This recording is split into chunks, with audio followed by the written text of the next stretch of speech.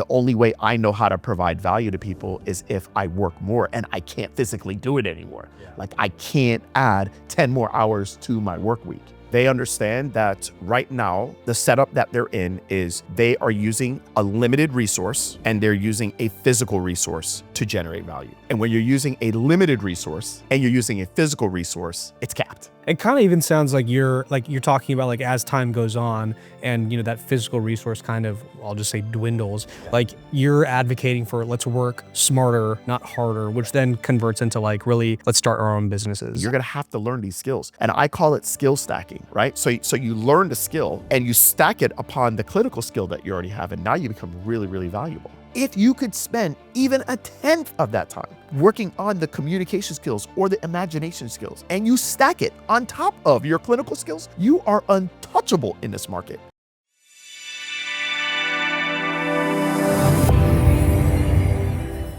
Hello and welcome back to the Othello's Taking Back Healthcare podcast. Today we are joined by physical therapist and coach Greg Todd. Thank you for having me, man. Yeah, appreciate it. So I would just love to hear about kind of like your background and pretty much how you got here today. Oh gosh. So I'm a physical therapist by trade. I became a physical therapist because I didn't want to be like my dad. I actually like my dad, but I didn't want to be like him. He was in sales. He was selling insurance, variable annuities, financial services, business. He's still in it, today. But I always said I didn't want a job that would open me up to be rejected. I wanted something that I was gonna always be in demand. I would never have to sell like my dad has to sell, and my mom always told me, you got to get a skill. You have to get a skill. So that really is the reason why I got into physical therapy. It was really because back in the mid 90s, that was the in-demand job. That pharmacy, nursing. I was like, physical therapy sounds cool. It's sports, injuries. Okay, I could do that. So that's what got me into physical therapy. And I thought that, what, I can live the American dream. As an immigrant kid from Jamaica, I can get the house, the white picket fence, the dog named Sparky, 2.5 kids, work from 9 to 5. And I thought physical therapy was going to do that for me. About 4 years in, I started to realize like, okay, it's cool, but it's not giving me that time work-life balance that I thought I was going to have. And you're about how old at this point? At that time, I became a physical therapist 23. Got it. So you're like mid to late 20s. Maybe, probably like 26, 27 at the time. My wife at the time, it's like, hey, I want more time from you. I want you to, she was pregnant with our second child, and this ain't cutting it. You're working, from 7 a.m. to coming home sometimes at 10 p.m. You're doing notes, you're working with tennis players, you're doing all this other stuff. And I was like, look, I don't know how else I'm supposed to do this except if I do one of two things, either go into management, because that's the ascension for a physical therapist, or I start my own business. So I ended up doing option B. I started my own business, took out a $180,000 loan on my house at the time, went for it, did 3 businesses. 2 of them totally failed. One of them was physical therapy. It's ended up making us, collectively about $40 million over the last couple not a couple years, but the last, 15, 20 years. And yeah, that's basically what happened. And through that journey, I became somebody totally different. I actually started to fall in love with entrepreneurship, learned a lot of things, became a consultant, because as a physical therapist that has a business, you have to gain other skills besides being a good physical therapist. And so I use those skills to consult with other companies. And then fast forward to 2016. So funny. I was out here 10 years ago, like nearly to the day, and I was consulting with a company out here. And that's what started my new mission, which is to help other therapists, other healthcare providers learn different skills that make you more valuable outside of the clinic, besides just your typical, clinical skills. And so for the last 10 years, I've now helped 19 different healthcare professionals in different niches, 5,700 customers, build businesses online, offline, brick and mortar, cash-based businesses. And that's how we got here today. Amazing. Something I'm curious about as you were talking, like something we talk about a lot here is provider burnout, but from the provider's perspective, we rarely ever talk about it or even think about it from the like provider's family's perspective, which your whole inciting incident is your wife talking about you and your involvement with the family. That's 4 years in. I'm curious about so she's kind of the one who brought that up. What was going through your mind even before she brought that up? Did she make you realize that you felt the same, or were you just kind of on the hamster wheel in the rat race? You were just kind of nose to the ground, not even thinking Yeah, I about it. mean, I think for many providers, you're nose to the ground, you're just providing, you're doing your thing, you're doing your work. And, if it's up to me, I'll just work all day, work all night. It's just like kind of how I'm built. It's but then, you have somebody at home, they're not happy, it's like, oh crap, what do I do? And so you realize that, okay, I have to switch things up. And I just didn't know, like, like if I work less as a clinician, I'm going to make less. If I and I was a clinic director for the company I was working for at the time. So it made me just, have to start to ask questions. And usually that's what happens. We become uncomfortably uncomfortable with our situation. And for me, it was because of my spouse at the time, you know, made me uncomfortably uncomfortable. And hey, I'm very grateful for it because it made me realize that maybe you're not going to just be an employee for a clinic or a company for the rest of, my life. It just made me have to decide, do I take the blue pill or the red pill? Do I go left or do I go right? But I can't continue on this path or, I'm going to have repercussions. So, Right. yeah. Right. That makes sense. And so, obviously consulting, coaching is a really big part of what you do now. And I'm curious, like when it does come to, folks who are interested in being coached by you and learning from you, do you find that they're already burnt out, or do you think that they're kind of just taking a flyer and seeing like what else is possible, or a mixture of both? Yeah, I think it's the first. I think they're already burned out. I think most people, when they are, there's those that are curious and then there's those that are serious, right? So curious is, oh, that's interesting. Not trading time for money anymore, online products, memberships. Well, that sounds cool, but that sounds like more work to people, right? Because it is. You're doing something totally different. They're already tired, but they're curious initially. Then something happens, right? For me, it was, my ex-wife, but my wife at the time, it was, hey, if you don't do this, we're done. Crap, I'm serious now. Okay, I need to change something, right? So I think when people start to inquire about coaching from me, it says, I want to be coached by you, they're already at that uncomfortably uncomfortable mark. I am super uncomfortable. I'm at a crossroads. My clinic is going to go under. My family's going to leave me. I can't pay my employees anymore. They're there, right? And then you have those, but they don't start there, right? They start at what we call in sales top of funnel, where they start, hey, I got to be aware of you. Like, who is Greg Todd, right?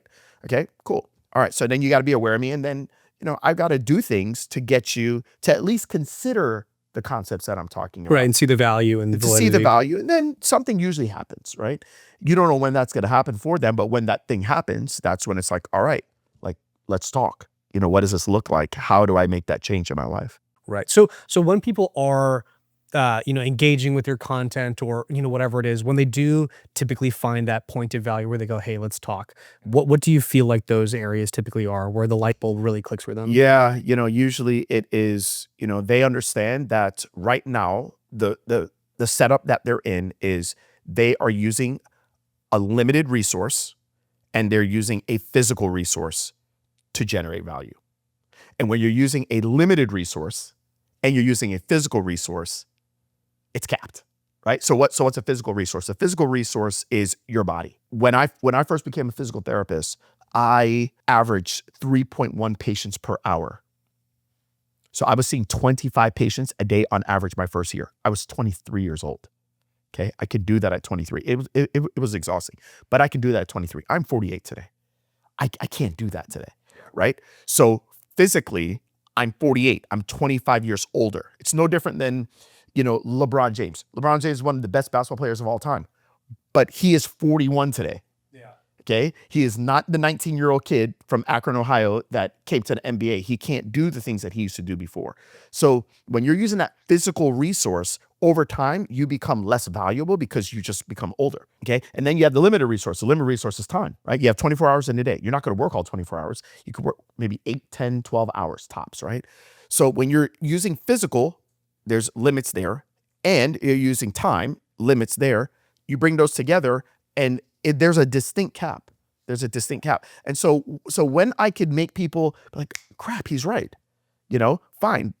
And by the way, that's okay. It's meant to be that way, right? We're physical beings. I'm not saying to stop treating patients.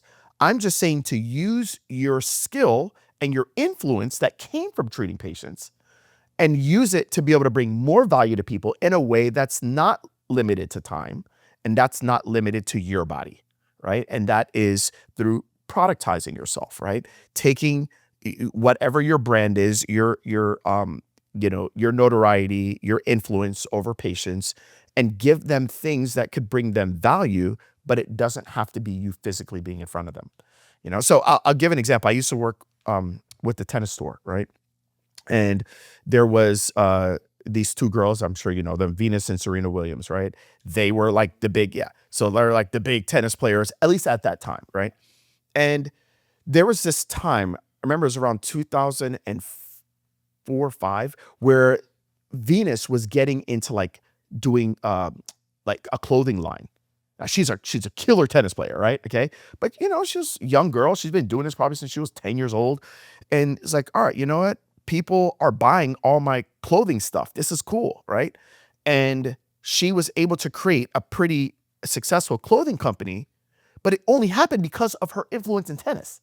Then she totally went away from tennis, went right into the clothing company, which is a product company. And then over time, the clothing company started to die off. Why? Because she didn't have the same influence that she had before in tennis. And she realized that it's probably best that I do both. I play tennis. I use tennis, which is my wheelhouse, just like a clinician uses their ability to treat as their wheelhouse. But then I add these other products, these other services into play that aren't linked to me hitting a ball with a racket. And that's how I'm able to leverage myself. So that's basically it. Right, that makes sense. And it kind of even sounds like you're talking about like as time goes on and that physical resource kind of, I'll just say, dwindles. Yeah. Like you're advocating for let's work smarter, not harder, which then converts into like really let's start our own businesses. Yeah, and let's build assets, right? So what are assets? Assets are ways that I can bring people value without me physically having to deliver it, right? So you can have an Airbnb, you can have a rental property. That's an asset. Okay, that's cool, that's great, but not everybody can do that, right? A digital product is an asset. I can tell people, if I'm a clinician, I can tell people, look, you might not have the money to come and see me in person, but I can give you a system, a protocol, a framework of how you can minimize or lessen the problem that you're currently going through. It's not the same as them coming in to work with me, but it's better than nothing, right? And I can charge $25, $50, $100 for it. And I can get paid, from that. And people can buy that at any time of the day. They can buy it from 6 p.m. to 9 a.m. while I'm working from 9 a.m. to 6 p.m. So now I have what you call a 168 value model, which means 24 hours a day, 7 days a week, I'm able to bring value. Some of it might be when I'm physically in person with someone. Some of it might be from other, products that I have that people can buy at any time of the day. Yeah, that makes sense. And there's even other models or similar models where it's like there's a pretty prolific creator across all platforms, Squat University, physical therapist who like pretty much like talks about the types of treatments that he sees that ends up being like a top of funnel to convert into people coming to see him, where I think he's based in Missouri or Mississippi. He has people flying from all over the country just to see him because they consume his content regularly. But on the topic of, you starting out, something that you talk about pretty frequently is you had to leverage new skills that you developed, sales, marketing, whatever else, just entrepreneurship in general. Like a lot of people run into like the Motown problem where it's like, hey, I want to be an artist, but I don't know how to run a business of being an artist.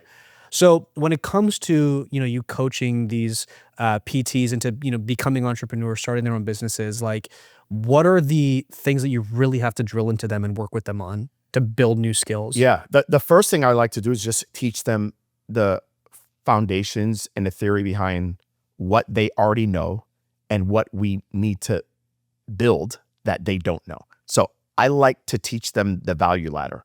There's 4 levels of value. This is something that I learned from one of my mentors. He said, "Look, in the world, everybody's, believes in whatever they believe in, right? But I believe in God, and I believe that we're all equal in the image of our creator, right? But in the world, we're all valued in a different way in the marketplace, right? And so there's 4 different levels of value. And those levels start at the base level, implementation. Okay. Implementation is the bottom level. That's where I started when I was working, at my first, retail job when I was 16 years old, to me being a physical therapist. An implementer is someone that actually does the thing. Okay. So whether you're working at In-N-Out Burger, you're working as a physical therapist, you're working as a orthopedic surgeon, you're working at the implementation level. You are doing the thing, right? Okay. And that's great, but that's where most of us were trained. We're trained to do the thing, right? So we're in college, we're trained to do the thing. Come out, be the engineer, be the physical therapist, be this. Okay. That's the lowest level of value. Okay. I don't want my clients to work at that anymore because you've already done so much work at that. Okay. There's a cap on that. Remember, physical, them, time, limited resource. Okay. Next level is unification. Unification is you learning the skill of how to oversee implementers. So like here, you guys have, 300-400 employees, through your company. I'm assuming there are some managers out on these floors, right? So the managers oversee the implementers, right? Okay. Supervise. We, you're supervising, you're delegating. So for me becoming a physical therapist in 2000, my boss, when I got my first raise, which was a lot less than what I thought, I was like, well, how do I make more money here? I got a 1.5% raise. She's like, you got to become a manager. Yeah, it's a 1.5% raise. I was making 39,500 a year at that time, seeing 3.1 patients an hour. She's like, you got to become a manager. And what I realized, I mean, I didn't even realize it at the time, but what I realized after my mentor, talked to me, he said, look, that's called unification. Unification, you're going to get paid more than all implementers because you're doing a higher level of value in the marketplace. Okay. You are overseeing people. Oversee the people so the people don't kill each other. Okay. So the managers at In-N-Out Burger make more than a licensed physical therapist, right? Because it's not because In-N-Out Burger is more valuable. It's just that a management position is deemed as a higher level of value in the marketplace, right? Okay. Now, this is what I tell my clients. That level, management and implementation level, is what you all have already learned. Okay. We don't need to do any more of that. What we need to do is we need to do the 2 higher levels of value. 2 higher levels of value is communication.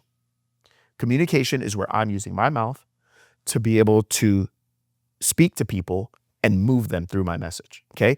If you're in sales, it's communication. Okay. If you are writing a book, it is communication. If you are running a masterclass, it's communication. When you guys bring in speakers here and you show me that stage back there, that's communication.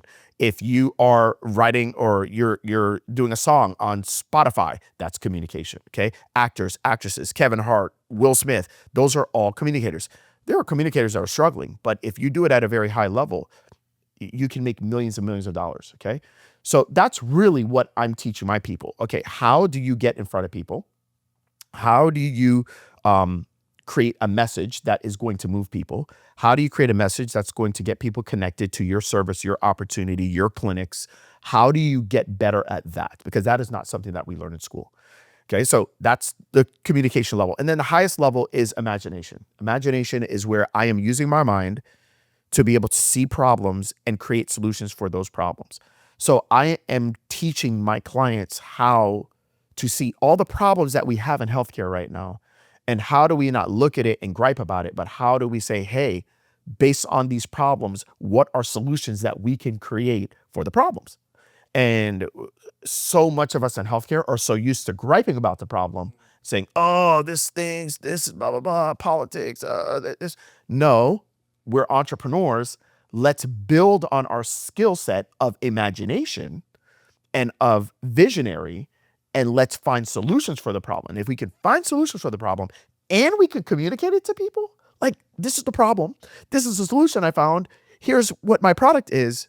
That's where your opportunities become limitless. That makes sense. And that's how you can ultimately, potentially come up with a concept, find a partner, build something, get funding. You got it. And you Communication.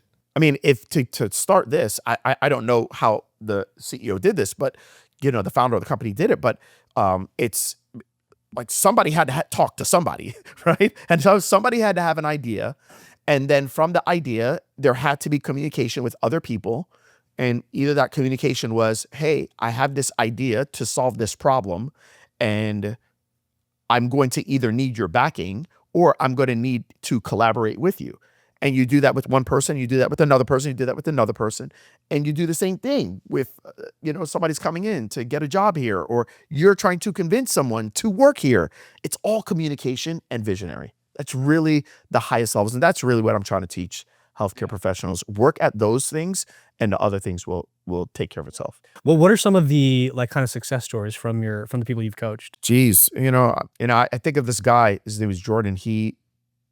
When I started in 2016, what I would do is I would just allow people to just talk to me on the phone, totally for free.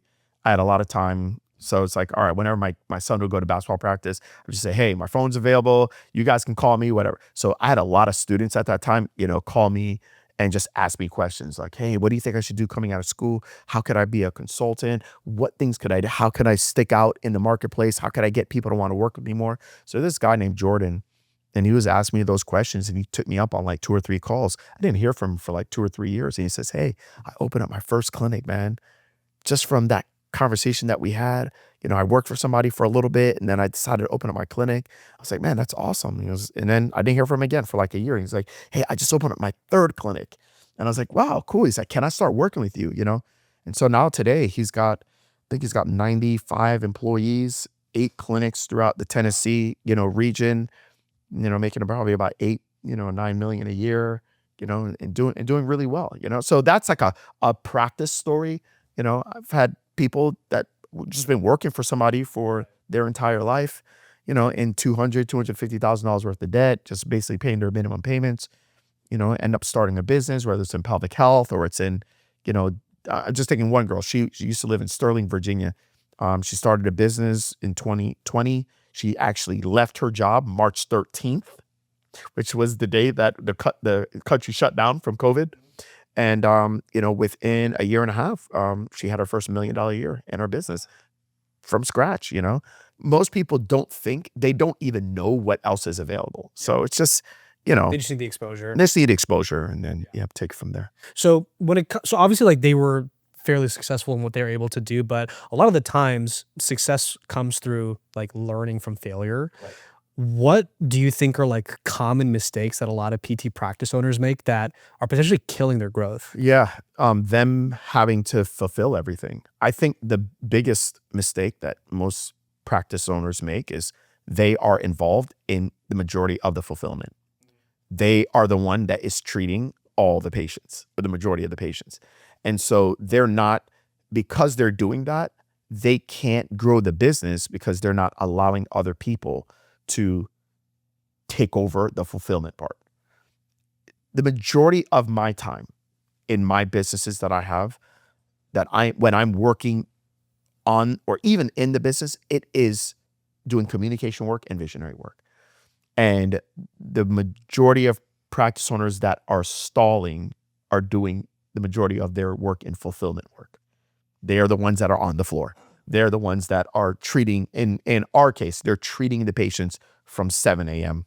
to 7 p.m. And they don't have time to work on the marketing. They don't have time to create new partnerships. They don't have time to create new offerings and new products that we could present to patients. They don't have enough time to invest in the staffing that they have, the other clinicians, and they burn out. The clinicians don't feel rewarded. They don't feel that they have a clear common mission.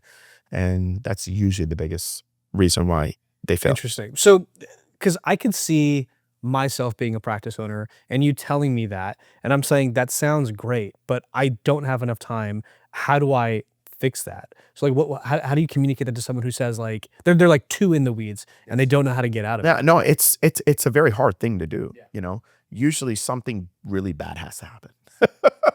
Something bad has to happen. It's like if it's broken, but it's still bandaged up and I can continue to go, I'll continue to go. But something usually has to happen. Like for me, the bad thing to happen is I got sick. I was that practice owner.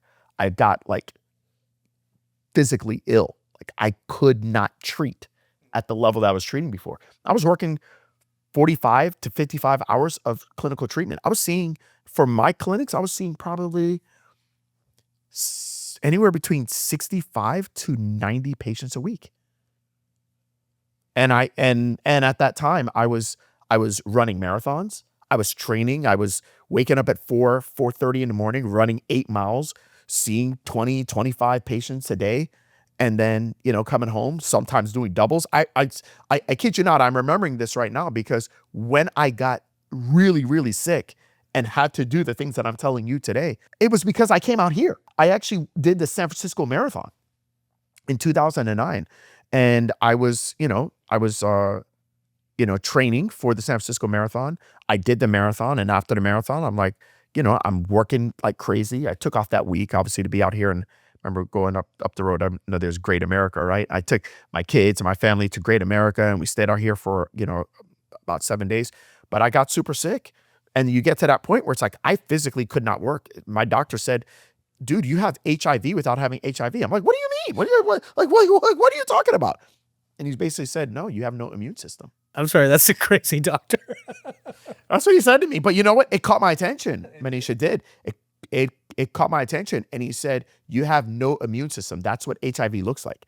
You have zero immune system. Immune system is shot. Your body needs rest. And I'm like, I can't rest. If I rest, I'm not going to make money. And, you get to that point where you're done. You realize I have to do something different. So that was my moment. And everybody's got to have their moment. I can't convince anybody of anything. What I can do is I can persuade you. Convincing is when I am trying to get you to do something I want you to do for my reasons. That is not fun, okay? Persuasion is different. Persuasion is you already want to do it, okay? So I am just presenting something to you that you already want to do, and I'm just justifying to you why you already want to do it. Okay. And so for me, nobody could convince me, hey, dude, stop treating all these patients in your practice. My mindset at the time is everybody wants to work with me. Everybody wants to see me. Like everybody's coming here for Greg, right? They call me GT, Greg Todd. So they'd be like, everybody's coming here for GT, right? Until I can't do it anymore. Now there's no other option. Now it's like, hey, I actually have to invest in you. Now I have to make sure, now I have to persuade people that it's actually in your best interest to not see me because I'm like physically useless right now.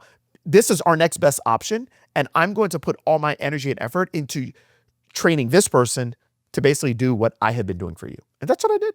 And within a year, I was totally out of the clinic. Right. And I can see how, kind of quite literally coming to a breaking point, you have to reevaluate. You're like, okay, I'm on that implementation stage. Time is valuable. My health is valuable. And I need to make sure that I'm like maximizing both of those. Because then like, if you get to that, innovation, imagination level, the yield is hypothetically like limitless. It's exponential. It really is. Right. It is. Switching a little bit into like kind of like the model of like running a practice, I believe one of the things that you talk about is you advocate for a membership model, right? What does that look like when actually trying to get an actual patient's buy-in? Just because it's a little bit different from what they may expect. There's two ways to do it. You have the majority of my clients take insurance, right?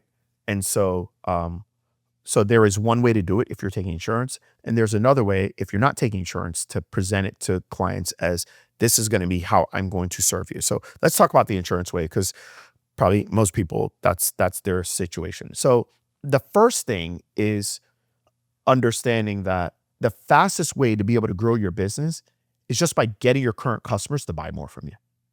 It's the fastest way. I don't need to add any, like if I have to add more patients, I have to add more clients, that means I have to add more staff to be able to help the clients because we're in a service-based, business. So if I can get my current customer base that's already trust me enough to where they're paying me money to come into my business, how can I just get them to pay me more? And so the first mindset shift that I have to do for practices is get them to understand that discharge should not be in your vocabulary. When I say discharge, that is, okay, someone comes in, I treat them, and after I treat them and I get one particular outcome, that is all we're going to do with them. I don't believe in that. I believe that we are in a business to where people are having to change behavior. If I've got a bad knee or I got something going on with my knee, that is not something that I do for 6 weeks or 8 weeks, and then after that, I don't have to do it anymore. So the first thing is, can I get my clinicians, my practice owners to understand that discharge should not be in the vocabulary? What we need to make patients understand is that we are going to work with them, and there's a certain amount of work that it's going to take to get to, I can't walk good, to I'm running 6 miles a day, okay, for training for, a race or whatnot, okay? So when we get there, that's one thing. But then there is work to stay there, okay? And the work to stay there, you have to do work. You have to do work in order to maintain the level of competency, the level of strength that you've gotten. So if I can get people to understand that discharge is no longer in the picture, the work to stay there is where the membership comes into play. Okay. So we're going to work together and we're going to get you from not being able to walk good to getting to be able to run. But if you stop doing the work, you are going to go back down to not being able to walk good.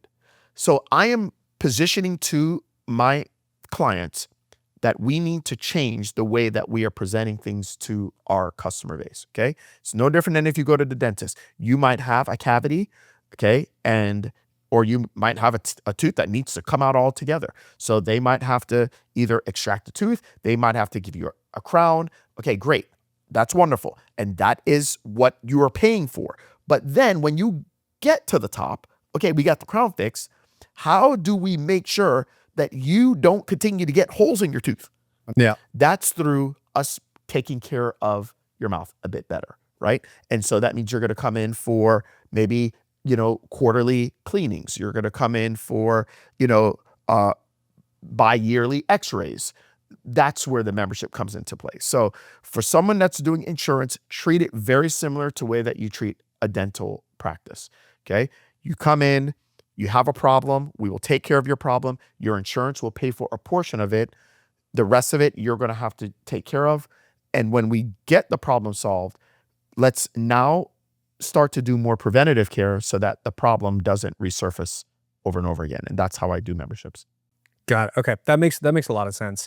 And I mean, it sounds like there's been a lot of success with that, like with you and your practices and your students.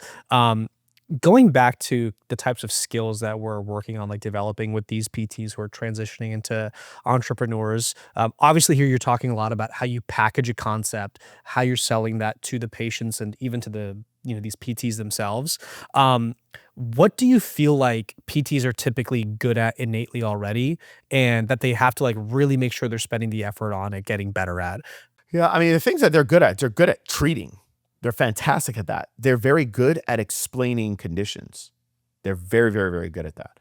The thing they struggle with is they struggle with trying to solve only one thing at a time. So as a physical therapist, when somebody comes in, so let's say you come in, you have a back problem, right?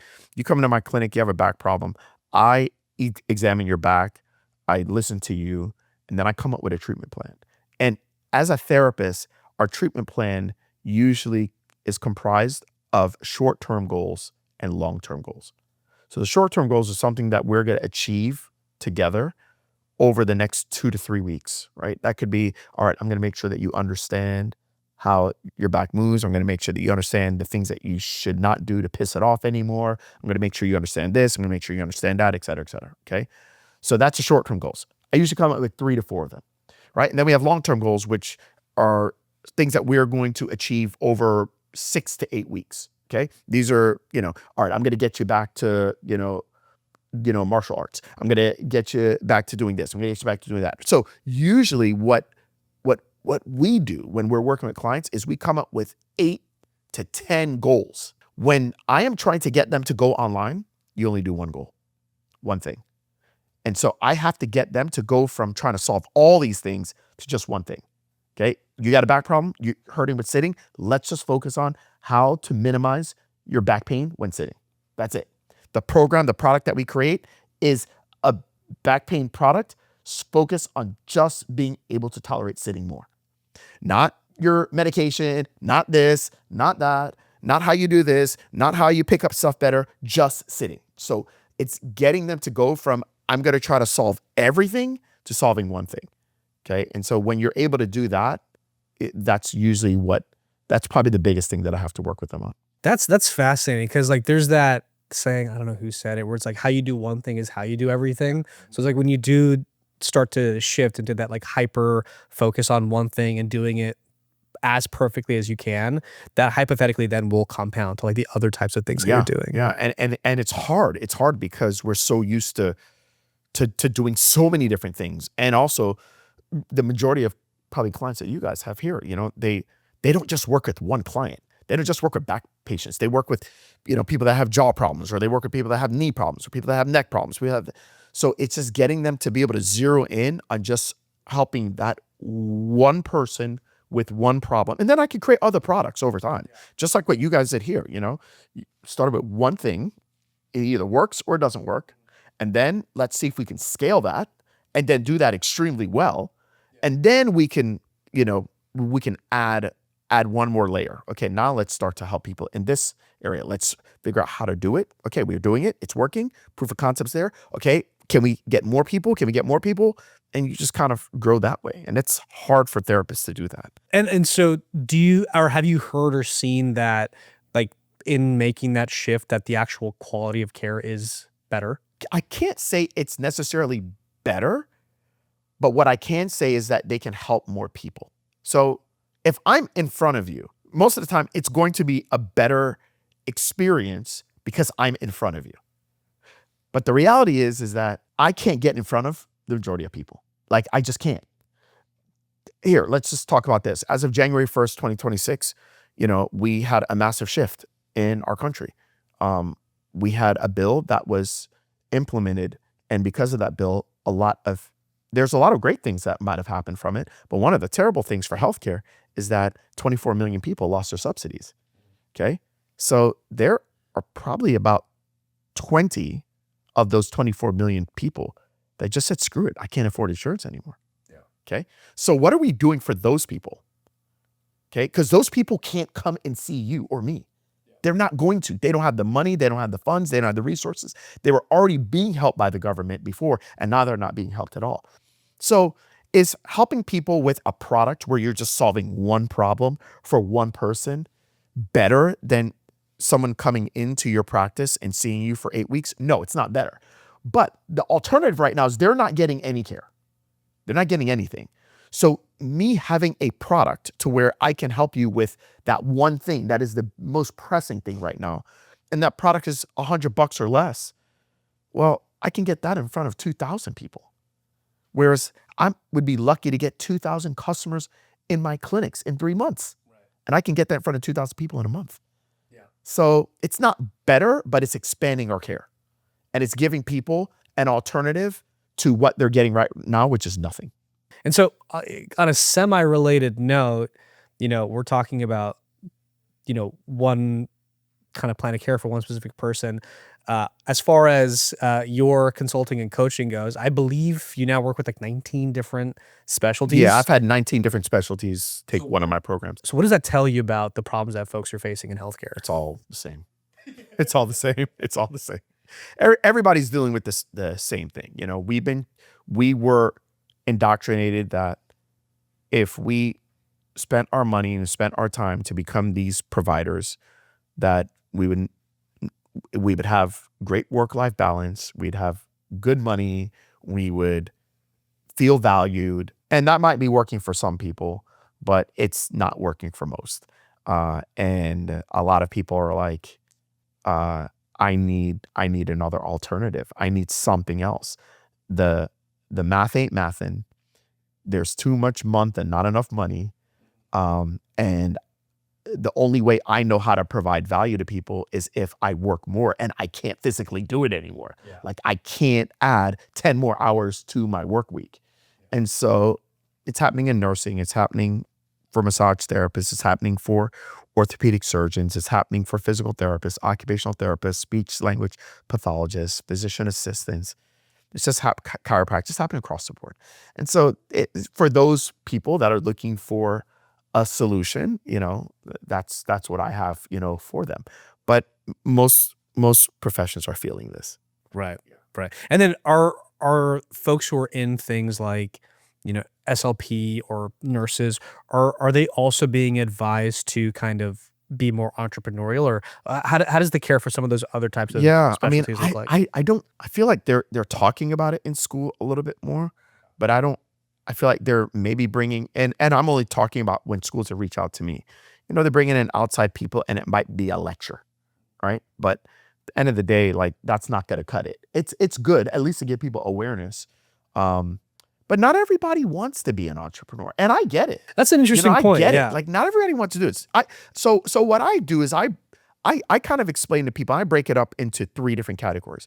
I think there's entrepreneurs, there's employees, and then there's intrapreneurs, right? And so I think everybody needs to understand all 3, and then figure out what makes sense to you. So I can explain it. An entrepreneur is someone who owns and operates a business and does so at a very high financial risk. Okay, that's an entrepreneur, right? Business is going great, I get a lot of perks. Business is not going great, I got to continue to pump money in there, right? Not everybody wants to do that, and not everybody should do that, right? Okay, but everybody still has the problem, right? Okay, so the problems that we're dealing with, today. So that's an entrepreneur. An intrapreneur is a great alternative to entrepreneurship. It's actually what I think I would have preferred. Okay, and that is someone who takes ownership and operates a business, but doesn't do so at a high financial risk. They don't do so at any financial risk. The entrepreneur gets paid every single week or 2 weeks or however your pay is. But you are the one that's coming up with solutions. You are the one that's actually creating new products or new initiatives for the company. You are the one that you're giving more sweat equity. You're not giving financial equity, but you're willing to say, hey, if I need to come here on a Saturday and work, I'll work. If I need to, stay, until 10 p.m., I'll stay till 10 p.m. Okay. I just don't want to pony up the money to do that. Yeah. Okay. That's what I try to do. I just try to find a crap ton of entrepreneurs. Most people don't even know entrepreneurship exists. So I just try to make sure people understand that if you're going to work at my company, there are entrepreneurial opportunities. You can make some really, really good money and not have to pony it up. You could create digital products here. You could create memberships. You can do those things. You are going to do the work though. Yeah. Okay. I am the entrepreneur. I'm the one that's funding it. Okay. I'm going to get some of the pay too. Right. But if you do the work. There's also kind of like a seesaw of entrepreneurs and entrepreneurs where there's some folks I've seen who like they still work, their 9 to 5, get paid every 2 weeks, but then they kind of have that side hustle that gives them like a handsome amount of income. But here's my question to you. Do you think they have that side hustle because we know they want the income, right? But do they have that side hustle primarily because there's no entrepreneurial opportunities at their main hustle? Probably, but then also like they get to be entrepreneurial without the financial risk of going all in, right? Exactly, and not having that paycheck. And I think a lot of people would take that opportunity if it was available at the workplace that they had, and if they had the time. So, so then there's employees, right? Employees are people that operate a portion of the business and do so at no financial risk. There are people that are like, hey, this is when I'm clocking in, this is when I'm clocking out, this is when I have to be here, and obviously our country is founded off of that. That's extremely important. I do believe that they want those opportunities as well. And what I just do in my company is I try to find ways for employees to be able to grow. I try to find ways for there to be entrepreneurial opportunities, and then look and see who are the people that want to be entrepreneurs. And working with me is just a stepping stone towards that. And so once we can understand that these 3 categories exist, I think it makes you not lose some of your best people. Because a lot of your best people, I feel like I was that person. I was the employee that was looking for more, but I didn't see the opportunity there. So I had to go the entrepreneurial route, even though that's not really what I wanted to do. I mean, it worked out for me, right? But that's not what I wanted to do. I feel like if there were entrepreneurial opportunities available at the companies that I was working with for the first 4 years of my physical therapy career, I would have done that instead. Right. And then you get to kind of like soft develop those skills that will be relevant when you are ready to take on that risk. You got it. You got it. Yeah. You got it. Instead of figuring it out when it matters the most. Yeah. I mean, there's nothing like, there's no awful feeling like you have all the risk in the world and you fell flat on your butt and you're like, I have to get up. And it sucks the life out of you. It does. It really does. It sucks the life out of you. So, I think for me, I always say I am the most anti-entrepreneur out there, right? Sure. I did not want to do this. I did it. Yes, it worked out for me. But if there were entrepreneurial opportunities, I would have taken that over entrepreneurship. But there wasn't.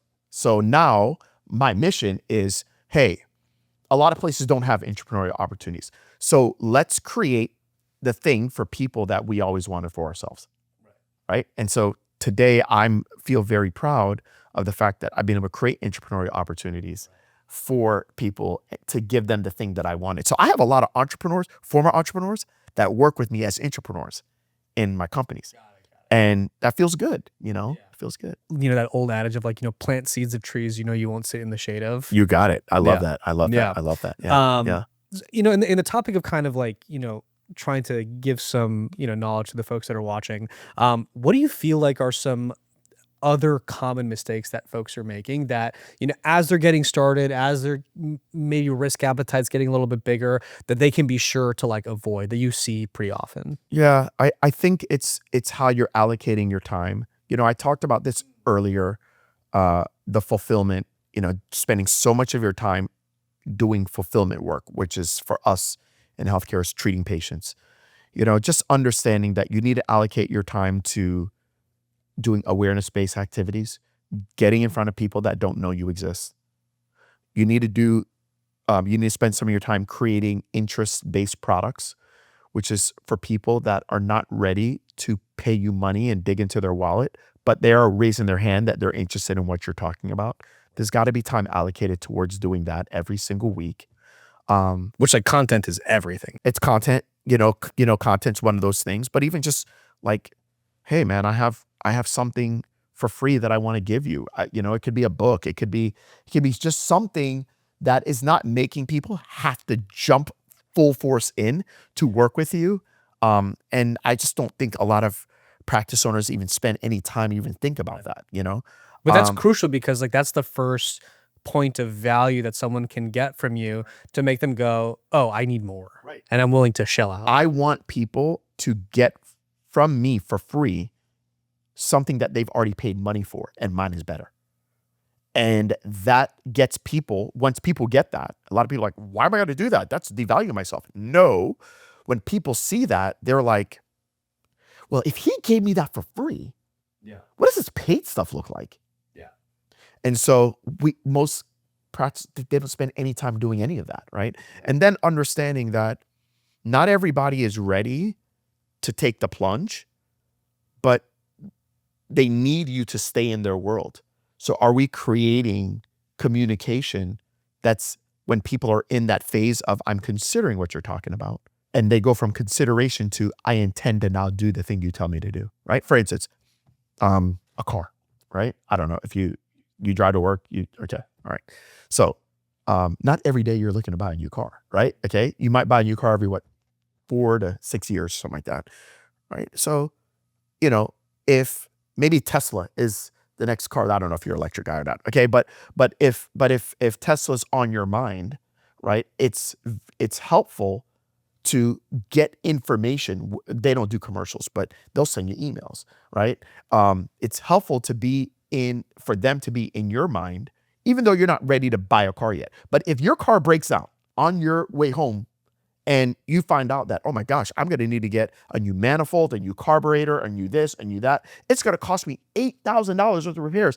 Well, now you've gone from, oh, I'd consider an electric car in my future to, okay, I actually need to do something because I need to get to work tomorrow and so I need to get a car this weekend. So understanding that that's a huge space of where people are at between consideration and intent.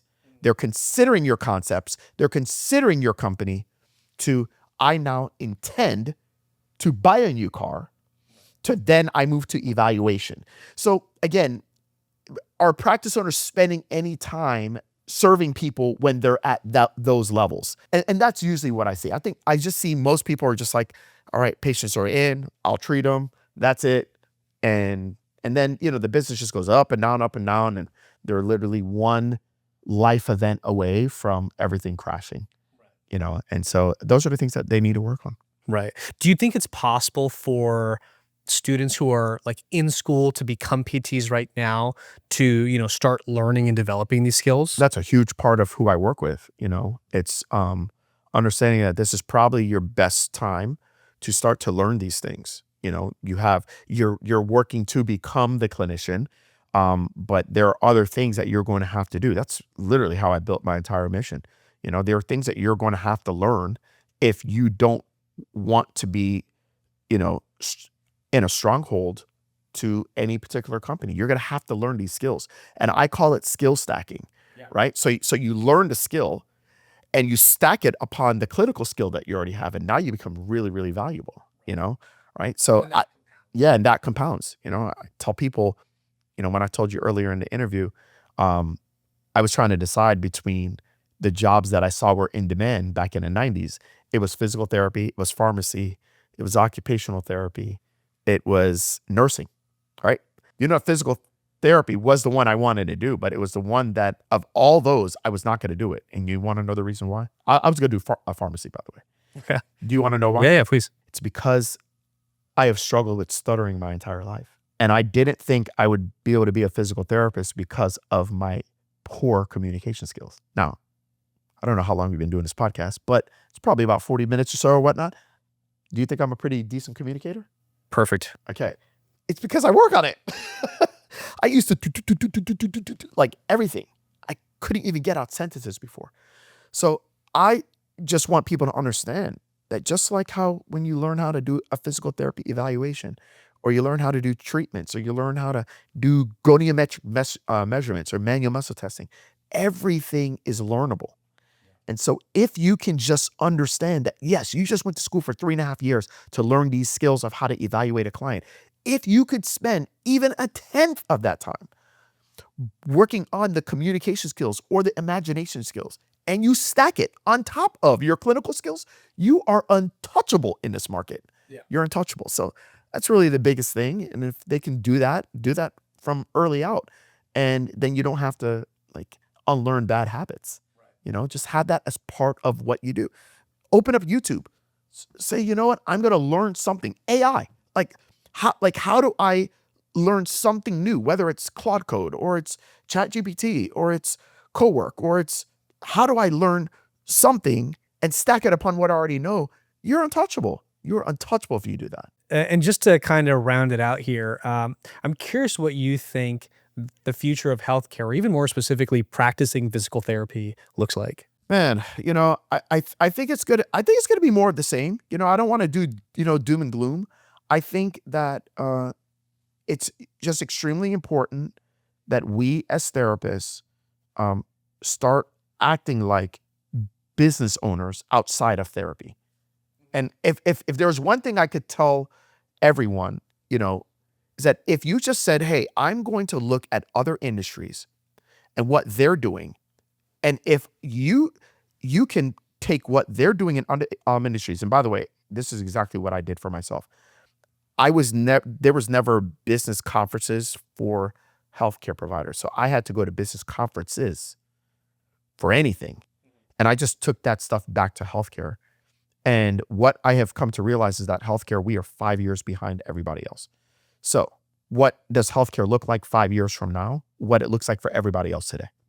Sure. That's it. Okay. So what is going on today? AI is taking over a good amount of it's replacing our poor efficiencies, right? And it is allowing systems and processes to work a little bit more efficient. And I think that's what you're going to continue to see in healthcare. I think that I don't think patient centric is going to go away. I think that is still going to be there. What I do see is I see that there's going to be more productizing in healthcare, meaning that as insurance premiums continue to go up and up and up, it's going to thin out the middle. And the middle is that person that's typically coming in and getting a plan of care from you, working with you for 6 weeks, 8 weeks. I feel like that's going to thin out. And I think what's going to happen in healthcare is you're going to have people that are wanting premium level service. And then you're going to have people that are wanting, hey, just teach me how to do this one thing so I can get this one problem eliminated. And I'll pay you 50, 100, 150 bucks. I'm not going to come in and work with you for $250, $300, 3 times a week for 10 weeks. No, I'm not doing that. That group is being limited. I think there's going to be the group that's like, hey, not only will I work with you 3 times a week, but I'll actually do a private retreat with you as well.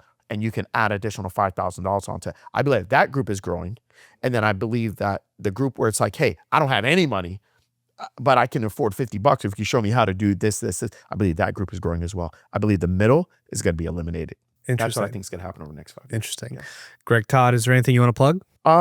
You can follow me on Instagram, Greg Todd PT. If you want to learn how to create different income streams besides you physically being in front of somebody, I have a book. It's called Clinician's Guide to Multiple Income Streams. You can find that at cliniciansguide to multiple income streams.com or find it on Amazon.